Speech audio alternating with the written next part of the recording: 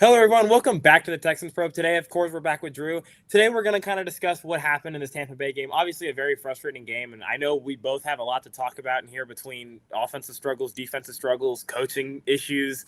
There's plenty for us to talk about this week. Definitely excited to get into all that. But, Drew, how are we feeling today? Yeah, well, we're not feeling very good today, Jacob.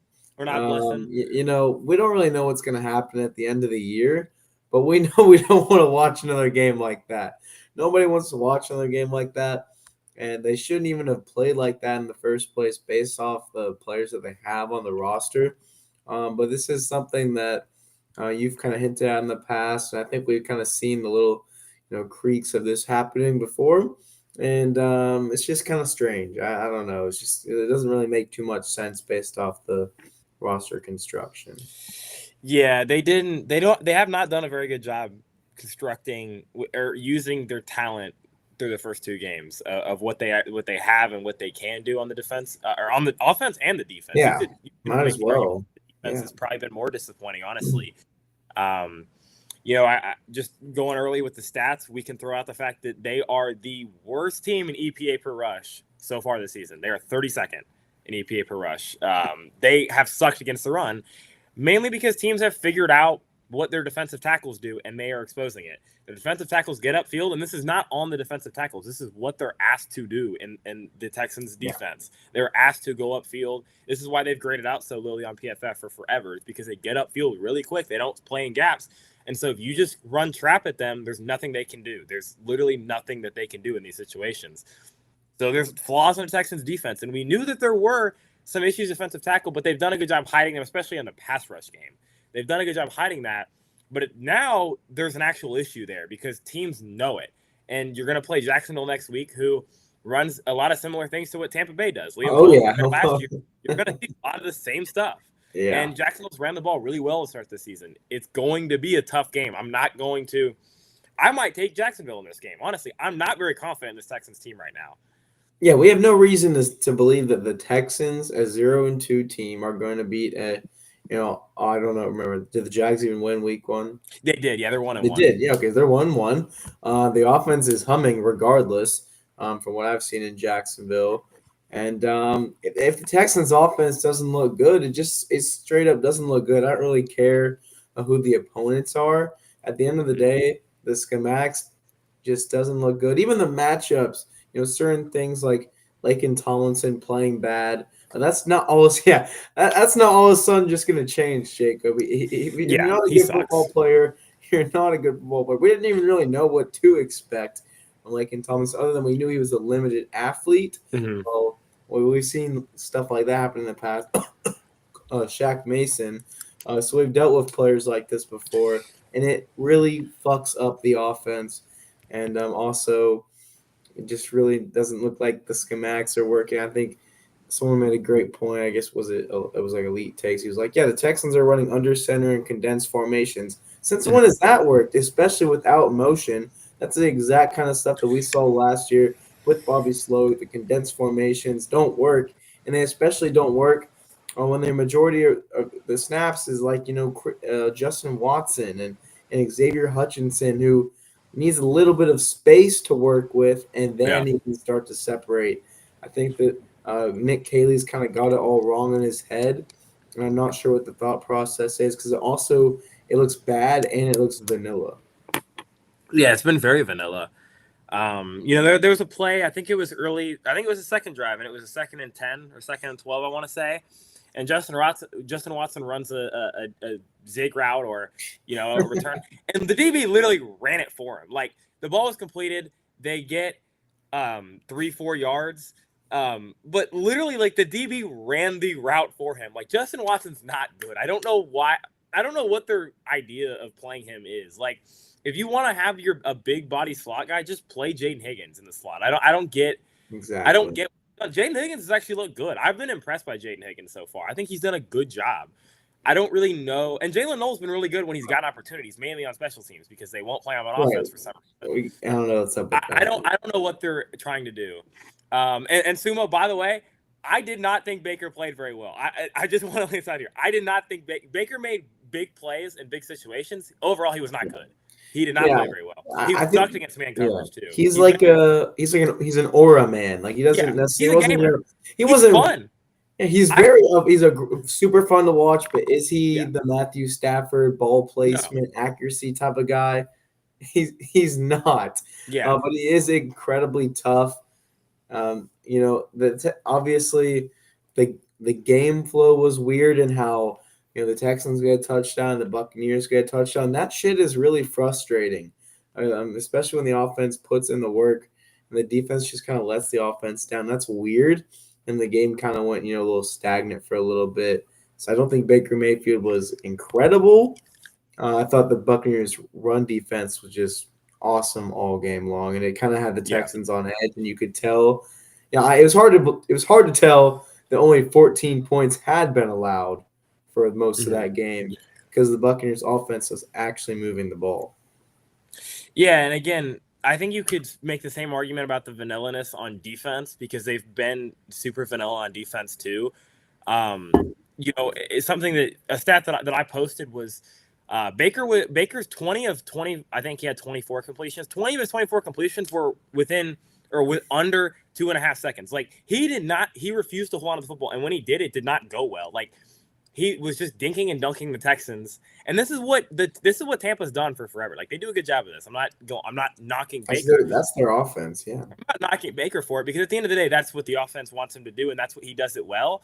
But my point with Baker is more so he can do it, but I think almost any quarterback in that type of offense can do that. I think a lot of guys can do what Baker does in that offense. I think if you put, and this is the argument that I know me and Sumo have had for forever. I think if you put Stroud in that offense, he looks 10 times better than Baker Mayfield does. And I just, that's kind of my argument at the time. And I will be full away when we get into the film. CJ Stroud did not play a very good game. He started strong and he really did not play well. There's a lot of reasons for him not playing well that were not necessarily his fault as well. Which I'm sure we're going to get into, but I just don't think I don't think what Baker does in that offense is special. Is kind of my point, and that's the point I've had for a while. But he's super fun. I get why people like him. I'm not saying you shouldn't hard like not him. to. Like, he's fun to watch. I enjoy watching him when we're not playing against him. I just don't like that people like I've seen people now be like, oh, he's a top 5 quarterback. No, he's not. He's not even close. He's not even top 10. Maybe bottom tier. Maybe 10. You could make the argument that he's like 10, but I don't see it. Yeah, no, he's not. But yeah, no, I agree what you mean about the defense because you just kind of know what to expect. While it is maybe a variety in coverages, like maybe sometimes they'll play cover 2, cover 6, cover 4, cover 3.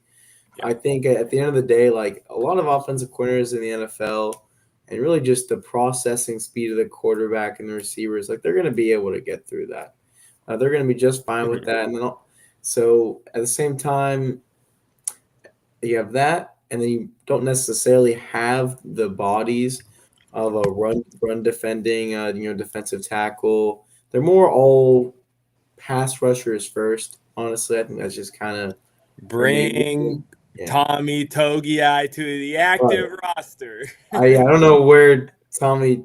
I don't understand he needs why to he's be active. Not I don't know. He's the only dude on this team that can eat double teams. He looked like honestly the best one at the end of the season last year. Folu doesn't look like he has much left in the tank. Yeah, I think Folu's pretty much done. Dominated in the preseason, and then now he's inactive or not. I don't really understand. Yeah, he's inactive. What's going on? But yeah, they just kind of need to start building off of stuff defensively. I mean, I don't know. I like the third down creativity. Always a fan of those flash blitzes and the different packages of the defensive line. But and you like to blame Henry To'oTo'o a lot, but I don't know if it's necessary on him. I think it's still kind of a schematics thing where he's just vulnerable. He can't cover 2 guys at once, kind of thing. You can't cover 15 yards. You have your underneath area and your over the top area. Like he can't. Nobody. Yeah, nobody that's can fair. do that. And this is kind of what happens. I don't think it's all Henry To'oTo'o. My issue with To'oTo'o is that I just don't necessarily know. Like he doesn't tackle well. Right. He did technically lose the Texans the game. And it's not even just that play. He just doesn't tackle well in general. He hasn't tackled well his whole career. Like he doesn't tackle well. And then there's just He's a a lot of hard hitter, times where but like he just makes boneheaded like plays that I don't know what he's doing on certain, like there's just a lot of things with him. I get why he played last season when Christian Harris was hurt. Now when you have Christian Harris and EJ Speed, like give someone else a shot. Okay, like you know what he is, and you have too many guys. Like teams kind of know it now. You have too many guys in that middle of the field that are just run defenders. Like Jalen Petre's not a guy that can match up in man coverage very well. Jalen Pete, or Henry To'oTo'o is not a guy like that either. Like, give someone else a shot, especially on passing downs. I don't know why the hell Henry To'oTo'o is in the game on a 2-minute drill like that. I don't get it. Like, when it's an obvious passing down, you have better guys to play the pass. So that's just my complaint. Yeah, Or just play one linebacker and go dime. So I don't know. I know, but do we know if they are better? Because they're not even getting a chance. Yeah, I Like guess it's that's kind true. of a stupid. I just think question I to think it's ask. another one of these guys that they Right. trust, right? We've seen. Yes, they probably think that he's Yeah. smarter, but at some point, like, can we just maybe like have Christian Harris play 2 to 3 series back to back to back? Yeah. Henry Toa then do the same exact thing, and let's just fucking compare. Let's see it. Well, you might as well do it, and you might as well have done it last week because nothing was like shut down in the middle of the field. They sucked any of on the defense. linebackers. They were not good on defense for most of this game. You might Especially as on well early downs. rotated guys in because what was going to change? It wasn't great in the first place. So No. they might as well have started to rotate guys in like other teams actually do, but we don't. Yeah. Well, and then you finally got the rotation in the 2-minute drill where Derek Barnett takes 10 snaps in a row. Like, where's Will Anderson? Like you might like I would actually be okay with Daniil Hunt and Will Anderson playing that many snaps in a row because I know they're in better shape than Derek Barnett. They're physical beasts. I understand, wanting to save them, but that you waited way too long. I visually saw, Will Anderson come in and Daniil Hunter for just 2 plays on that last series after D'Amico Ryans called a timeout, not for his offense but for his defense. Don't even get me started with his timeout usage. It's so bad. It's been so bad for such a long time. Like, his timeout usage is horrible. You could go to any close game the Texans have played in, and he's probably used a dumb timeout. Like, you want to go to the Indy game where they won the division 2 years ago. He didn't call a timeout with the game on the line and a 4th down to at least give his offense a shot. He let the clock run down, and if Indy picks up the 1st down, the game's over. Like, the game is legitimately He's completely fine with letting the defense decide the game. And I get the defense is good. But give your offense a shot. Like, let them have a chance to at least go match it. And he doesn't. He will not do it. So I don't understand what he's thinking a lot of the time in this situation. He let Tampa Bay walk him off. You could have called a timeout when they get down to the 5, and then Cade Otton goes out of bounds. So that would have stopped the clock again. Like, it's just so stupid.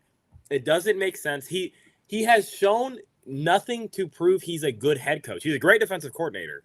But at some point, you have to either hire a good coordinator or manage the clock well or be good in 4th down situations. He's not good at any of it. Right. So I don't know at what point like that becomes an issue. Their team is undisciplined. They have dumb penalties. They do have way too many penalties.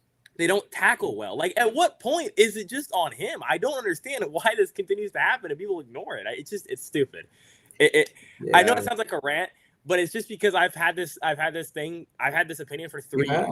Yeah. And I've been on this, and now people are finally realizing it. And it's not like me running victory laps, because at the end of the day, I want the team to win. I don't want us to suck. I don't want us to be bad. But I just think it's stupid how it was ignored for so long because they were winning. And even in the presser today, you see D'Amico like, oh, well, if we would have won this game, it wouldn't be the same questions. Well, no, your offense still stunk. So people would be asking the same questions because your offense was still not good in that game. Winning doesn't cure everything. Winning a week 2 regular season game doesn't cure your whole season. Like that's been my issue with them for the longest time. They think that winning games against inferior teams fixes issues. It doesn't. It just saves you time essentially. So that's just what I've been frustrated with. Yeah, but even if we had beaten the Buccaneers because they didn't score a touchdown, I wouldn't have felt great. I've been like, man, the offense was awful today, and the defense just couldn't stop the run at all. Yeah, me and Drew were both at this game, right? And I think it was second quarter when you texted me, and you're right. They just looked like the better team. We didn't care who won this game. Yeah. Tampa Bay just looked like the better football team. Like, you know, you can go through games, and I was kind of the same thing when I'm watching this weekend. I'm watching A&M Notre Dame. Notre Dame was up 10 in the second quarter, and A&M just looked better. Like, they just looked like the better football team in that game for a lot of it. They just had they had a block punt. They had other things like that just didn't go their way in unfortunate spin. And you could say the exact same thing for this Texans game. They blocked a punt. Their Tampa Bay's kicker missed a 38-yarder. Yeah, and they didn't win. Like, they got their ass kicked. Like, it was a 1-point game. It was not that close. Tampa Bay was the significantly better football team in this game. We don't have to lie to ourselves. They didn't play well in this game. And they didn't play well against the Rams. So I don't think people are like, oh, we're gonna beat Jacksonville, we're gonna beat Tennessee, and we're gonna be 2-2. I'm not that confident on that. I really don't think it's that simple. And you watch the pressers, and it's just kind of depressing. Like, it's gotten to the point now where D'Amico is throwing out blame on people. Like, he consistently will blame CJ for things, and CJ almost has to go to the thing and defend himself. It's kind of sad, honestly. That whole thing was kind of weird, but there's just weird vibes there. And then the comment about missing the throw, but the throw was a double move fade. I mean, what the hell are we doing? I mean, oh my god, I don't know. And then dude, you should have seen my face on fourth down when I have said literally the two plays that I've gone on here and talked about that should never be run is fade balls in the red zone and rolling your quarterback out left and cutting the field in half. It never works. And you do it back to back. Like, I was so mad at that point in the game. I did not care if they won that game. Right. They straight up stunk. Like, that was oh my God. And by the way, I just want to throw this out here. There's people that were like, oh, if you would have just kicked the field goal, you'd have won. Dude, that is such bullshit. I hate when people do this in retrospect. Going for it was the correct decision. They just called a shitty play. Like, D'Amico, you should score from that down and distance though, after a fucking first down. I mean, if they would have kicked that field goal, that would have been the most cowardly thing. D'Amico should have been fired on the spot if he would have kicked that field goal. That would have been the worst decision he's ever made as head coach. I know it didn't work. I am dead serious when I say that. That would have been the single worst decision he would have ever made as head coach. He made the right decision. Nick Haley called a shitty play. That is the reality of what happened there. Now, sometimes you will see teams that maybe have 6 plays or 7 plays after a flag, and they get it again on the one, and then they'll kick. But maybe next time you might have to. Yeah, you might have to consider kicking. I don't know. Like, the fact that you didn't go in under center once on that whole fourth sequence, I don't know. I really don't know. I have a video of me recording the third down play, actually, and you can literally hear me in the video. Like, why are we in the shotgun again? I'm screaming at the top of my lungs. Like, I just didn't get it. I don't know. And really, I didn't think that the third down throw was all that bad. Like, where do you want CJ to place the football in that situation? I don't really know the fourth down throw was bad, but you're rolling him left into a contained edge rusher and forcing him to throw to the back pylon. Like, that's a really tough throw. That's not an easy throw. You gotta wonder what was going through CJ's mind, either game planning before the game or in the huddle before those plays. I'm not really sure I would have felt too comfortable. I don't know. I mean, obviously, some quarterbacks will make that throw, sidearm or whatever, off script, rolling out or. Mm-hmm. Yeah, and I think it's a throw that CJ can make. Game. I think it's a throw he can make. Like, I don't think it's an impossible throw for him. It's just a tough throw for any quarterback. Like, I don't know. If you call the same play going right, and even though the right side is the short side of the field there, I'd rather go right. It just is an easier throw. Like, and the difference is right. And someone brought up a good point. I forget who it was, but Dalton Schultz is coming around on a crosser. When you're rolling left, you can't throw the crosser. It's a completely null route. Like, there's no shot you can throw it because CJ can't, there's an edge rusher in contain. He can't and throw this. Right. That's impossible. So if you're rolling right and he's coming that way, you can actually throw that football. There was just no numbers. Tampa Bay had 4 guys to cover 3. Just was a horrible play call. It made no sense. Yeah. And then like you said, the third down play call was maybe worse. Like, you're going to run a double move fade from the 1. Like, what are we doing, man? I don't know. It was a weird ass route. That was the only thing I was thinking about when the play happened. And when I saw the replay, I was like, what? I've never seen that in my life. That was just something interesting. We got some comments here, though. I know. Yeah. Eric said the young guys from Iowa State need time, but I don't think it's really about time. I think it's about utilizing them properly because you know that Jalen Noel. First of all, Jalen Noel was a good route runner in college, so Justin Watson's probably never ran routes like that in his life. Justin Watson's on IR now, by the way, so he's not. I know this is. Yeah, I just was. I don't want to say. But we can be honest about it and say we'd rather see other guys get snaps. I would rather see Jalen Noel play because I already know what he's capable of doing, and I think it's pretty. It's like an undeniable factor, a fact that he's a better route runner and he's faster than Watson. Yeah, absolutely. And then Higgins versus Hutchinson, it's tricky, but at the end of the day, you probably should go Higgins because of the matchups that can create, as where Hutchinson's still limited in some regards. Yeah, I agree. But I have less of an opinion on that. Like, I don't really care if Hutchinson plays. I think Hutchinson's done a pretty good job so far. So I'm okay if it's like a split between those two guys. But Jalen Noel should have been playing in the slot. Yeah. Like, we don't have to lie now. Like, Justin Watson playing 71% of the slot snaps so far is just incredibly stupid. Like, that makes no sense. If you're going to play a big body receiver, like I said, either play Jaden Higgins or just say, Nico, go play some slot. We're going to put Jaden Higgins at X. Which I love. Yeah. I love Nico in the slot. I don't know. There's so many things I could rant about from this game. Like I said, it's a lot of just things that that opinions I've had about the team for a long time that they just all happened in one game. I mean, like Laken Tomlinson. We talked about this in I remember the offseason thing. I compared Laken Tomlinson to Shaq Mason, and he's looked like Shaq Mason through 2 games. It will be, definitely different type of players, but he's just kind of someone that gets exposed, right? I mean, you're not wrong there. You're not wrong. He gets exposed. I will give credit. I thought Ed Ingram played a pretty good game. Credit to him. He did. I've liked what I've seen from him so far. I hope he keeps it up. I thought Ursary was good at left tackle. I thought Titus was pretty good. So, I mean, the line itself was okay, I thought. As a whole, they progressively got worse in this game. They were pretty good early on and then really kind of tailed off towards the end. But I really think a lot of the protection issues have started at running back. Like, Dare. I was just about to say that. I'm like, who am I kidding? This is a Texans Probe staple for how many a year at this point? Like, why is Dare on the field? And I've asked for Damian Pierce to be the third down running back for 3 years, and it hasn't happened. And now Dare is like, he's the man. He's the fucking man. They don't even want to put Nick Chubb in. They don't want to put Nick Chubb in at all, who is a great pass protector, would absolutely do it if asked to.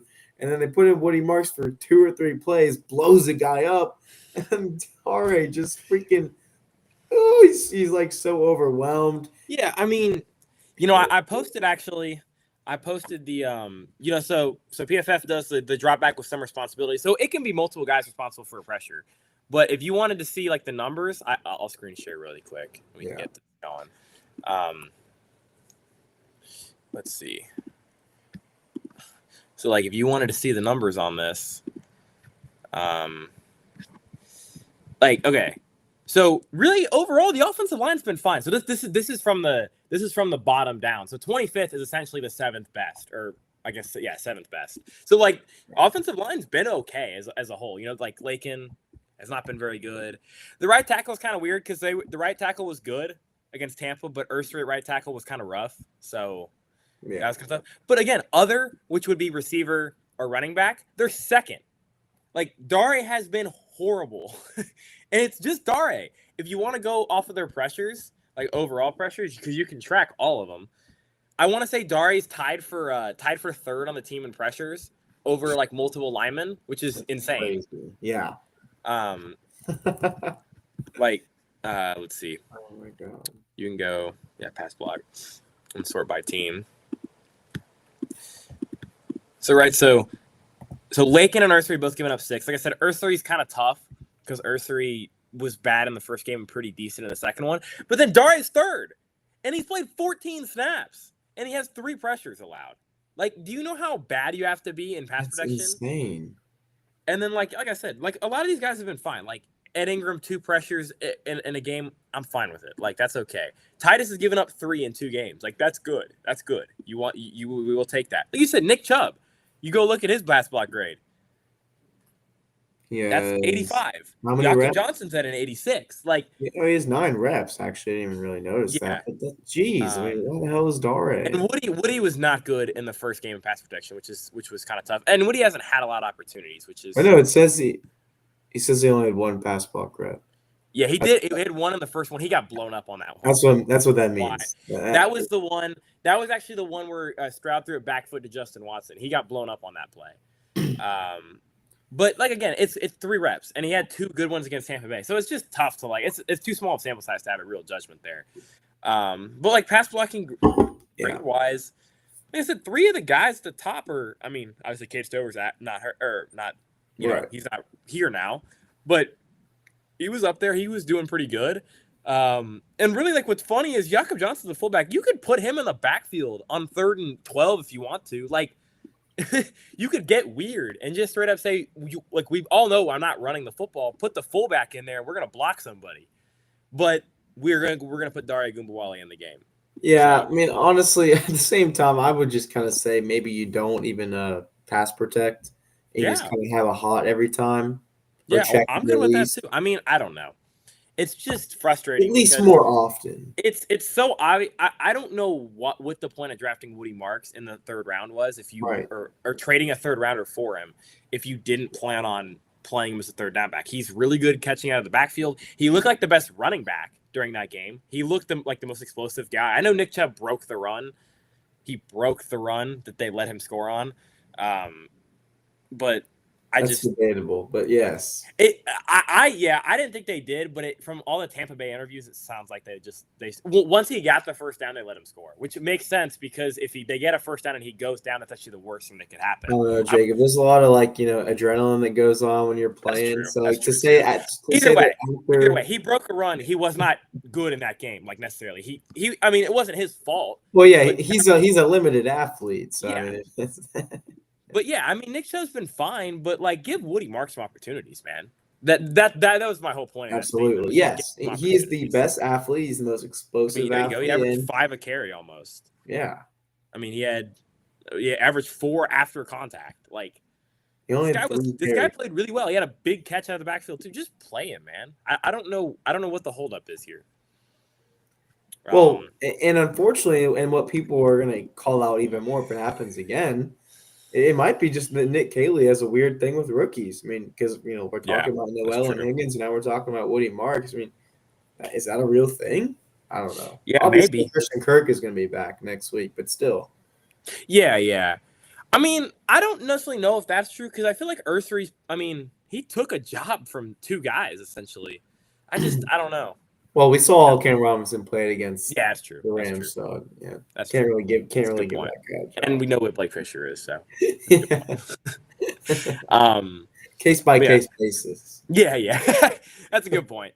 But yeah, I mean, and defensively, like that, their pressures were kind of crazy in this game. I won't lie, they had 30 pressure, kind of insane. Will Anderson was. It was just unbelievable. The Will Anderson had 10 pressures and was not allowed to finish the game. Essentially. I don't know. There's a lot of things to be frustrated about in this game for sure. Yeah. Just a lot of dumb things between. And it might happen again this season. Actually, it will happen again this season. Oh yeah. You're not gonna win every game, but honestly, are we gonna make a game look pretty? I don't need them to win every game. I was okay after the Rams game because first of all, it's a really tough game. The defense did enough. I thought the offense, I know they scored less points. I thought they looked better in the Rams game. I think they looked they looked better in the Rams game, for sure. They looked more under control. Like, CJ played a better game. I thought they ran the ball a little bit better. And I will say Jake Andrews coming back this week should help. I do think Jake Andrews will help. That's pretty big to have him back because I just think the offense just kind of runs better with him at center. I just think it just looks better. Yeah, that's the real thing, which is funny for a player that literally had his first career start against the Rams. But it doesn't make sense. But it's just the reality of it. We're just saying what we've seen. So I think that's a big thing. And I do think Christian Kirk will help the offense out a lot. Like that is undeniable. I think, and you know, I kind of talked about it. I'm a little confused where the CJ like overreactions a little bit are. I didn't think he played well in this game, but I thought he played well a good first half, and I thought he played well in the Rams game. So one half, and people are like, we got to need to trade him. So I'm a little confused what happened there. I'm a little bit lost with that one, but I get why people are frustrated. It makes sense. I just think people are frustrated with the wrong people. That's my At the end of the day, if I had to lose someone, D'Amico Ryans or CJ Stroud, I'm picking D'Amico Ryans. Yeah. Like, the thing with that should be obvious, and I get it should be obvious, but the defense has enough talent to be fine without D'Amico. Like that's the reality of it. I really don't think. I think D'Amico almost gets a little bit too much credit for what they've done defensively because their defense is legitimately like good at almost every spot, and now you're seeing schematically they are kind of getting exposed. So D'Amico is going to have to adjust this week because, like I said, Jacksonville's going to do the same thing. Every team, and then you get Baltimore in 2 weeks, who's going to do. They've already done the same thing. Baltimore's done the exact same thing to them already, so you know it's coming. You have to make your adjustments. You cannot let the defensive tackles, like you said, the defensive tackles are just vulnerable in that spot. They're going to get blamed for it, but it's not their fault.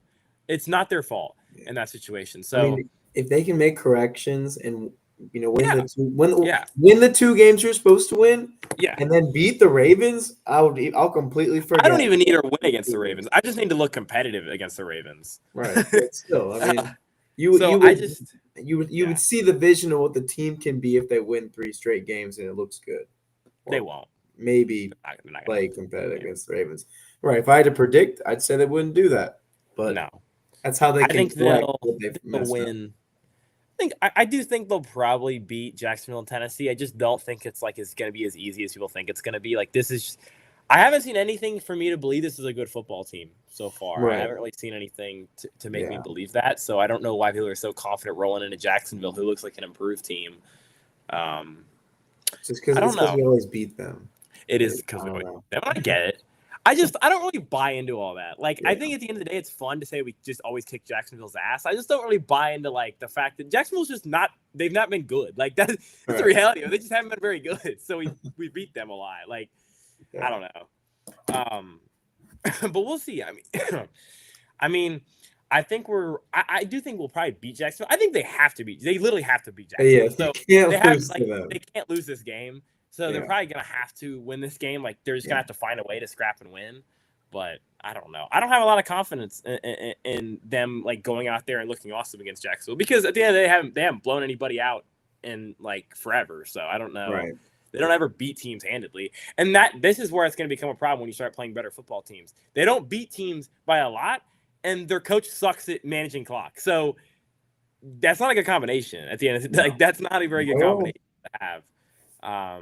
So we'll see how that goes. I don't know. And honestly, it's not all on D'Amico because I don't know who the hell's in the booth telling him to call timeouts here and do this because that guy sucks too. I don't know what he's doing. If that guy exists, he's making money. He's making money to do nothing, I guess. I don't know what he's doing. Whoever that guy is, whoever's managing the clock, or nobody's managing the clock upstairs, and then it's just D'Amico. So I don't know, man. I have no idea. I've honestly and I feel like people were. I feel like people were kind of on this, but it was funny because my dad texted me actually after the game, and he was honestly right. He said that's honestly has to be the worst coaching I've seen in a long time, and I don't think he's wrong. Hey, even he noticed. He's honest. And you know what he said? I think at some point he said promote the special teams coach. At least they give effort and they're disciplined. And we talked about this. That's the only good coordinator right now. That's the only guy that is consistently good is Frank Ross. That's the only guy. It's good every year. No one gets it. Yeah. The dude's got a future. He can't just be – well, he might be like the Danny Smith guy on the Steelers, just like one of the most goated, energetic special team coaches of all time. But, hey, that's not even a bad career to have. So, shout out Frank Ross. That is I have a lot of respect for Frank Ross. Yeah. I do. Yeah, and he also said, he said, if you can't beat Charlie Heck, maybe you should have kept him. Oh my God. Well, Charlie Heck got beat No, quite a he few did. He did. times. They just, yeah. No, he was just joking about that. Yeah, He said this coaching that's staff funny. sucks, which he's right. They're not very good. We can be honest about it at some point and say, and there's a lot of things that I've said about D'Amico, and like I said, I know people don't like it. It's looking right. It's looking pretty correct at this point. And then, like we said, D'Amico goes up there and is talking about offense. Like, dude, stop talking about offense. He has no idea what the hell is going on offense. I don't know why he keeps discussing offense. Yeah. Like, I don't get like he makes himself look worse when he answers these questions because he goes up there and he's like, oh man, the offensive lines look really good. Our offense is progressing exactly how we want it. Like, dude, we know that's not true. Like, you don't have to like play the nice guy to everybody. Like, we can be honest here. We know, like, we're watching the games too, dude. Like, we're watching the games. Maybe he thought the offensive line was progressing well because they were like running the ball well against their interior defensive linemen that are not run stoppers. Maybe it was like a bad practice matchup. Oh yeah, yeah, I know what you're saying. Maybe. Yeah, I don't know. I don't know, man. I just have a hard time believing he actually believes that. He doesn't believe that. There's no way in hell he believes that. So he was probably stressed the hell out when he got home on Monday night. Oh yeah, I mean, they played like shit. Yeah, and he's the head coach, so it's on him. Like, doesn't fall on anybody else. When, like, at the end of the day, that's been my point for 3 years. Is like, when we talk about the offense being asked, like, man, I wish D'Amico had a good coordinator. He hired the coordinator. Like, it's like when the people complain about Subway. You made the sandwich. You made it. It's on you. It's your product at the end of the day. And then, like, I get it. Like, we can complain about Nick Caserio and the way he's built the offensive line. D'Amico's in on these decisions too at the end of the day. He is. And he spent the most on defense out of any team in the NFL. So at some point, maybe try to spend something on offense if the offense is going to suck. And the defense has played like shit too. So I don't. It's tough to really say anything that they've done well because they haven't really done anything all that well. Yeah, it's hard for me to really criticize the building of the offensive line. Other than maybe Lake and Tomlinson not looking good. Yeah, but how many options were there?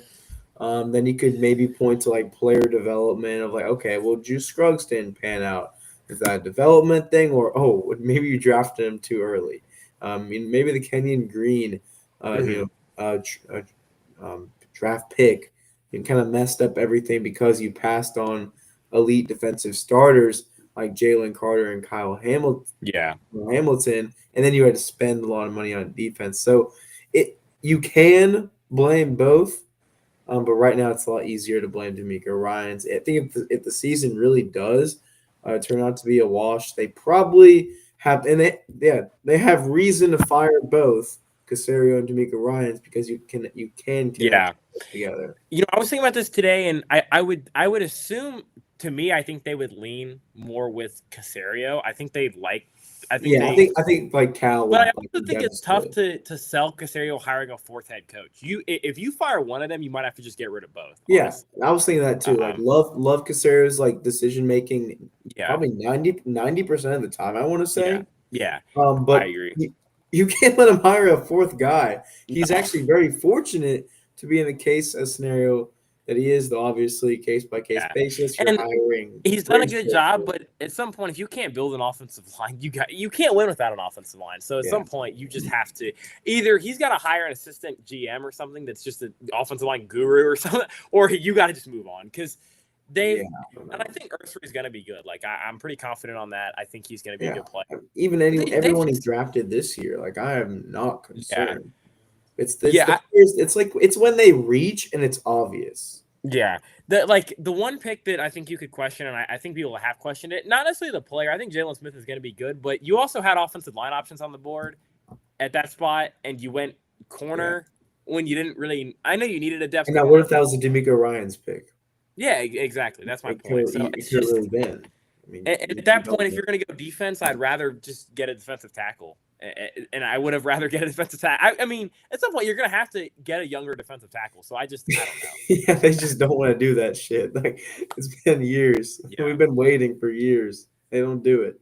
Nope, they won't do it. We haven't even gotten. I just realized it's been 40 minutes and we haven't even watched any of the all-22. We really have just kind of been ranting because this was a. It's like one of those. You gotta have one of those episodes every once in a while, and then Yeah. if you just offense is firing on all cylinders, whatever the hell that happens, we can go there. 2028, baby. But yeah, We'll be back. But yeah, I mean, we kind of talk about this too. I'm sure, like, I know CJ is kind of the talk of everybody right now, and that I get why. I mean, at the end of the day, he's the quarterback of a bad offense right now, and he deserves some criticism for that. Like we said, he was not perfect in this game. He wasn't even close to perfect in this game. He wasn't close to being great in this game. Like, that just wasn't. He just didn't play that well. And there's certain things that, again, I want to I think are frustrating because, one of the misses that I thought was, it kind of sucks is the miss to Justin Watson in the end zone. But again, I kind of think if you just put Jalen Noel in that spot, he runs away from the DB and that's a touchdown. Justin Watson kind of stays glued to the DB. It's a tougher throw. Like, if you just play your guy in that spot, or you play Jaden Higgins, who's 6'4" and can go up and get a ball like that, it just doesn't make sense why Justin Watson's playing.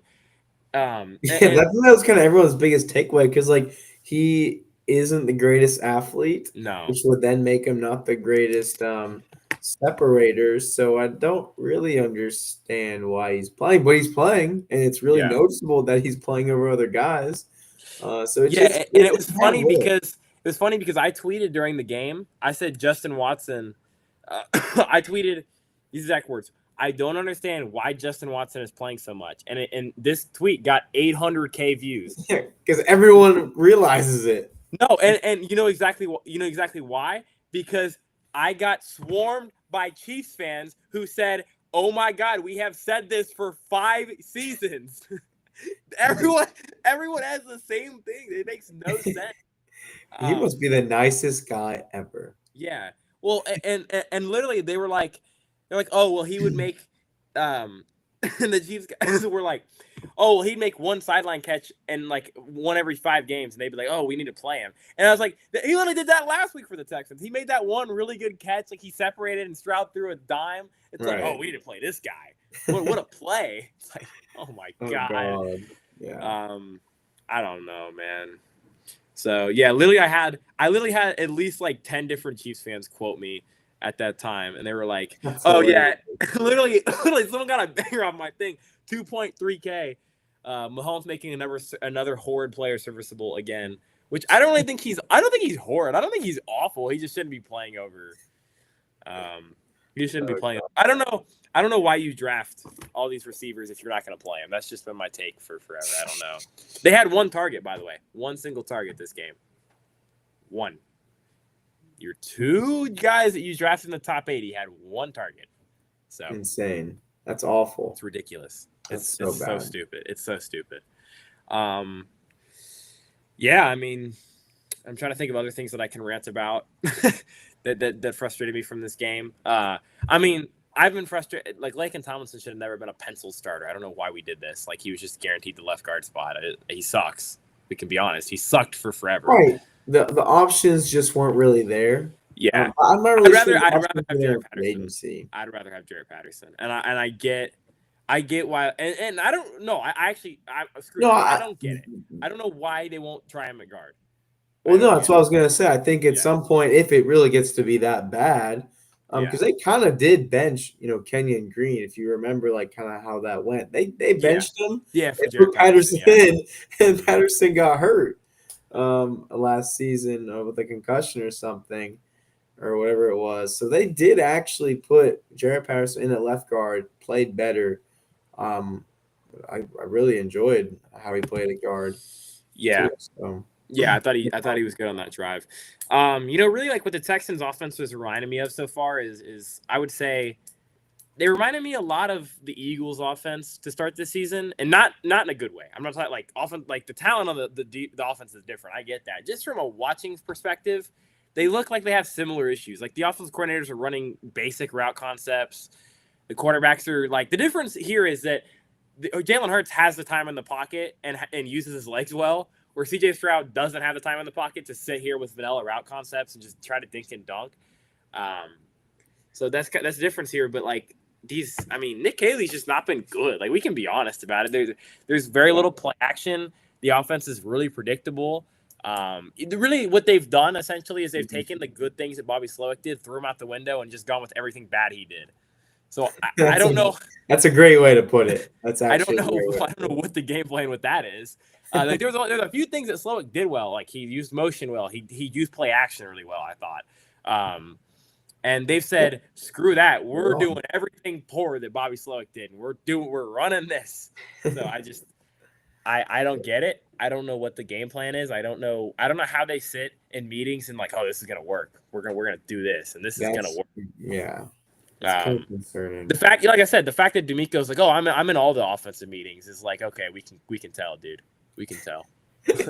We can tell you're in the meetings when we watch the offense out there. So I don't know, man. I don't know. Like I said, this was just a week. I knew I was going to get on here and rant because this is things that I've complained about for so long, and people just ignore it. Like, oh, we won the game. Who cares? But you're not going to get to the next level if you do these things that they've done for forever. You can't. Yeah. They don't manage clock well. They have dumb penalties. Like, it changes every year, but every single year they're at the top of the rankings in multiple like just discipline penalties, whether it's roughing the passer or it's unnecessary roughness or it's offside penalties, which they, by the way, 2023 and 2024, they were literally first in offside penalties both times. That's straight discipline. Like that's just stupid. Which is on coaching at the end of the day. Yeah. Like, and they have been a bad tackling team every single year that D'Amico's been here.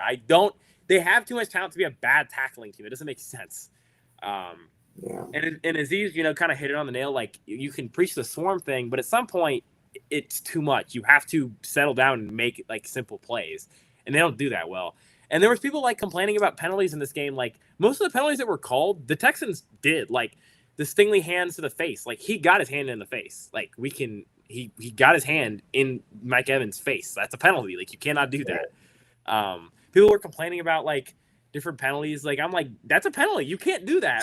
So I don't know why like people are complaining about like that. It's like just your team's not disciplined. Like they're doing stupid shit. So that's just not the ref's fault. Don't do stupid shit, and we're not gonna have this conversation. So I think it was kind of like the warning signs of something really bad on the horizon, unless the Texans fix it.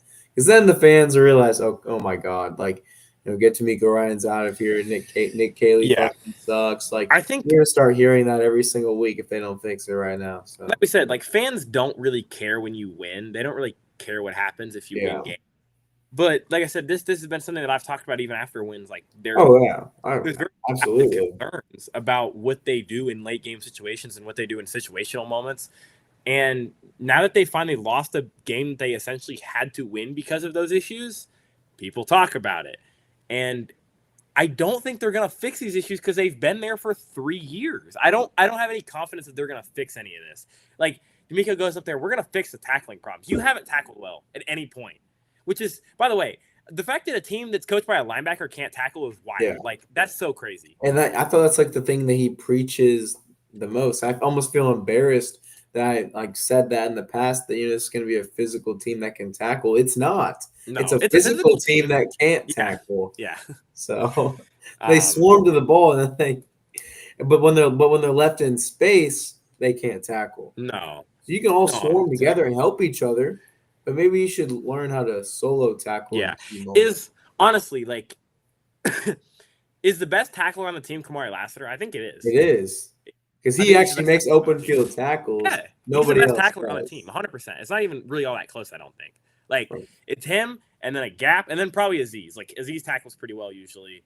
And then it might be a huge gap after that. There's a lot of guys that miss tackles. Yeah, I can't. No one off the top of my head I can think of that's actually a good tackler. Like Henry's at the bottom of this list. Kalen doesn't tackle very well. I would put EJ Speed there just because I guess that's fair. Tackles, I guess that's fair.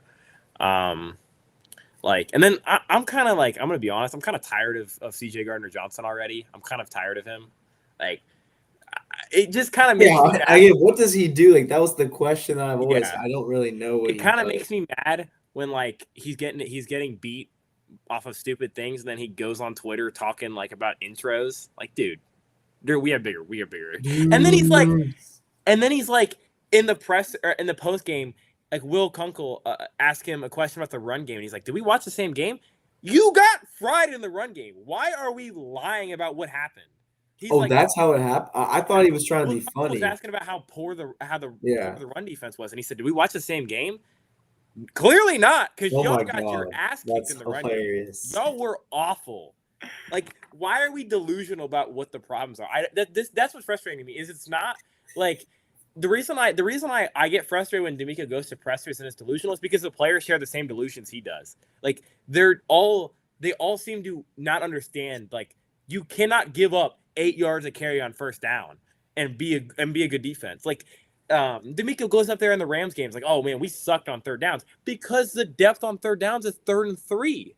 Like it's not your third down defense; it's your first and second down defense that's not playing well.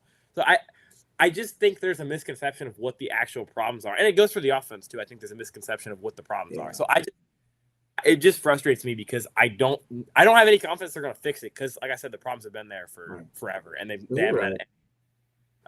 Yeah. This is just a rant episode. This is just a rant. I think everyone understands the picture of what happened in this game. And honestly, we're just kind of waiting to see what happens against Jacksonville. It can't look the same. It has to be like a clean win. And if it's not a clean win, then we still have no confidence because we're just going to think it's the same old Jaguars. They're going to win 6 games at most, 7 games at most. It doesn't really give me any confidence that they're going to get past. I understand they've been in the divisional round past 2 years, which is great.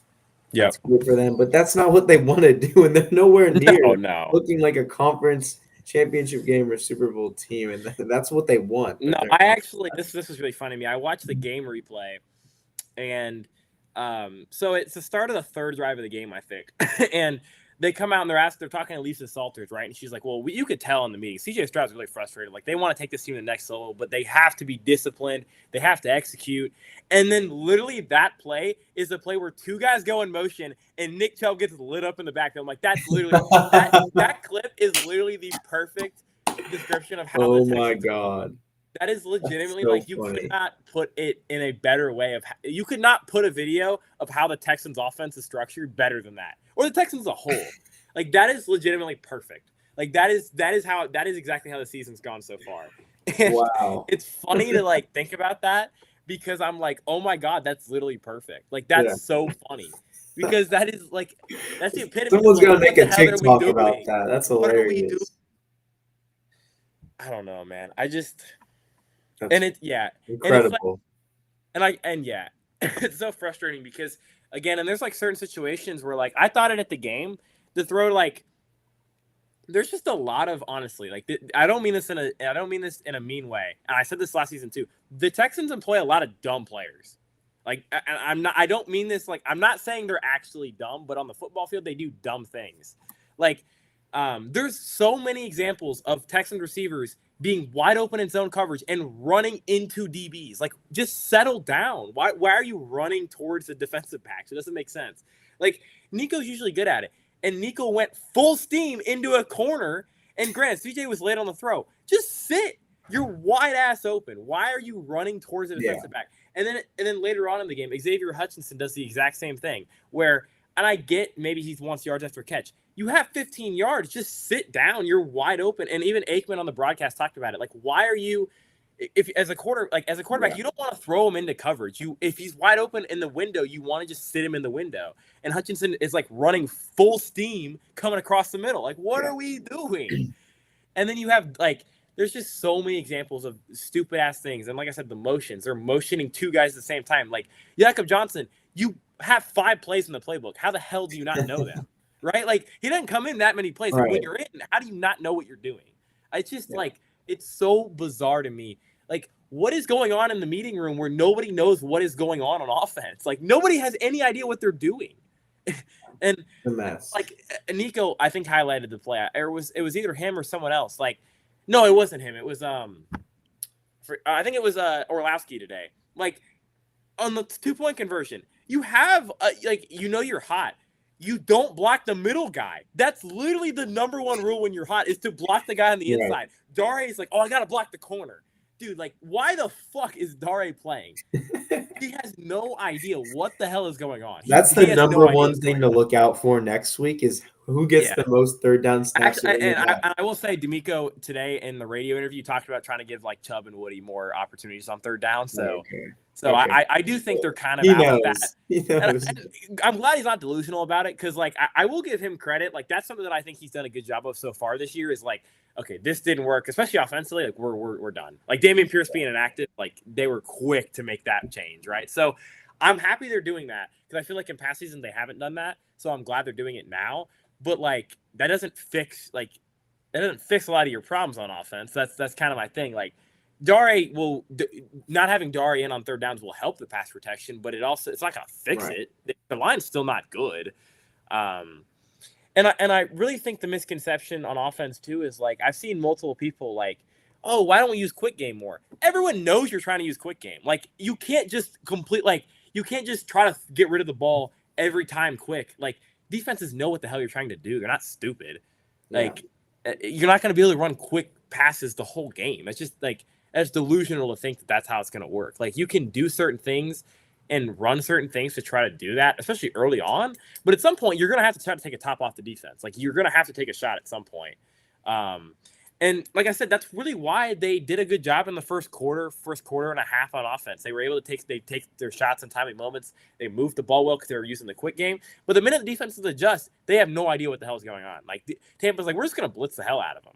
And we're going to make, especially on third downs, we're going to try to make Dare pass protect. And it's like, what the hell are we doing on offense, right? Like, we're hot and Stroud's throwing the ball at linebackers. It's like, what are we doing, guys? It was awful.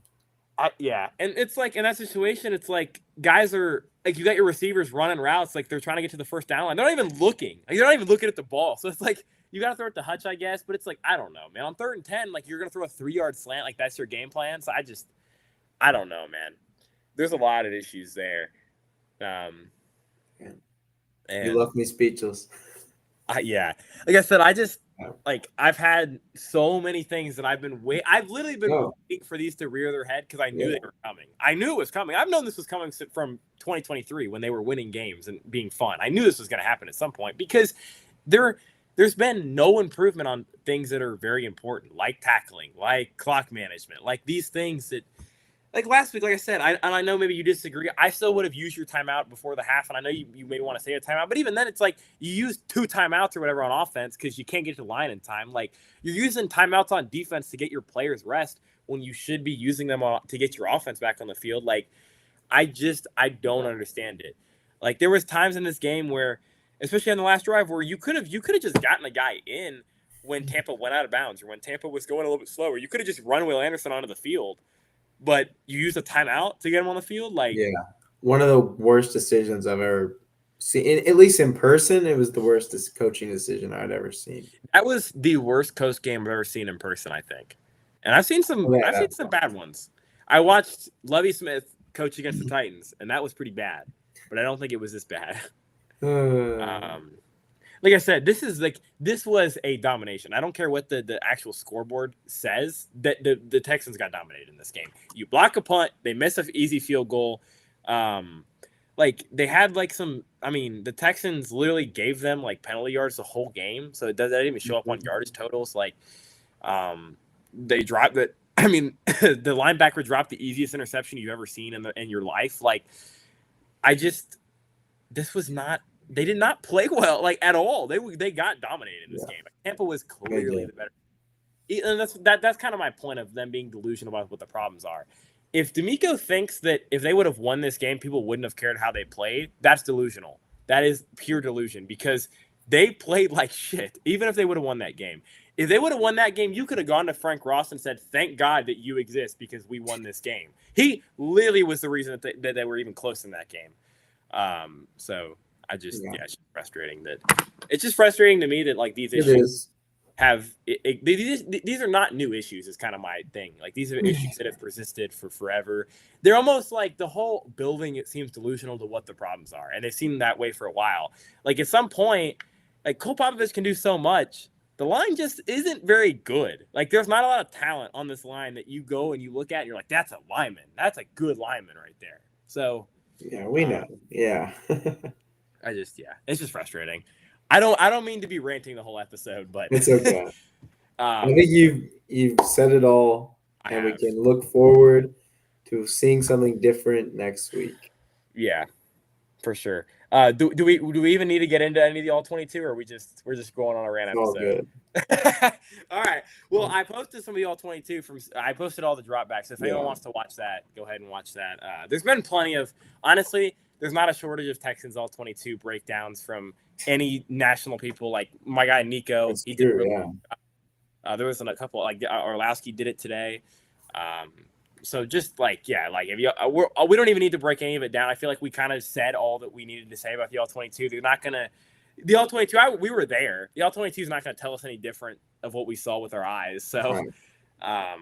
I mean, like I said, watch watch any of those videos. Watch the all 22 for yourself, like always. But yeah, we appreciate all y'all for tuning into this rant, essentially, of what we thought went wrong in this game, because there was plenty that went wrong in this game. And I don't want it to seem like I'm completely out on this team. I'm not completely out on this team yet. It's too early for me to do that. There's talent on this team, but they need to make changes very quickly, and I don't have a lot of confidence they're going to do that. So we'll see how it goes, though. But yeah, we appreciate all y'all for tuning in. Next episode, I promise we will watch them all 22. I promise that will happen. Like I said, we appreciate y'all for tuning in, and we will see y'all next time.